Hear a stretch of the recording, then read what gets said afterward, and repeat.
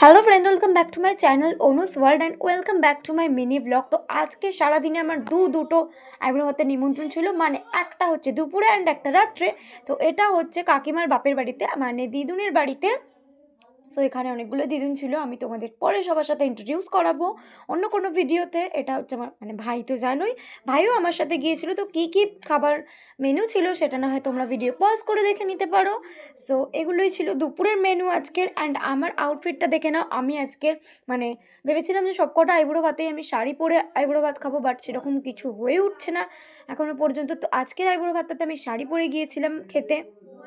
দেন এই যে দেখো আমার ফুল লুকটা, অ্যান্ড সাথে আমার সামনে কত কিছু খাবার দাবার রাখা ছিল, অ্যান্ড প্রত্যেকটা খাবারই জাস্ট ডিলিশিয়াস হয়েছিল। আর আমি যে শাড়িটা পরে আছি সেম এরকমই দেখতে একটা শাড়ি আমাকে গিফটও করেছে ওই বাড়ি থেকে। অ্যান্ড এটা হচ্ছে বরের বাড়ির কার্ড, যেটা আমি সাজাচ্ছিলাম, মানে আমার বরের কাছে, মানে সুদীপদের বাড়িতে নিমন্ত্রণ করতে যাওয়া হবে। তো এখন ট্রেন্ডিং ভার্সনে আমি সাজাচ্ছিলাম কার্ডটা সন্ধ্যেবেলা বসে।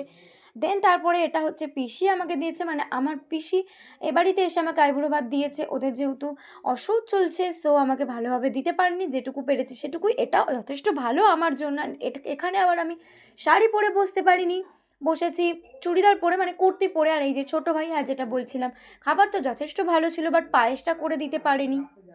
That's it. সো চলো আমি এখন খাবার খাই। আর পিসিও খুব সুন্দর একটা শাড়ি গিফট করেছে, যেটা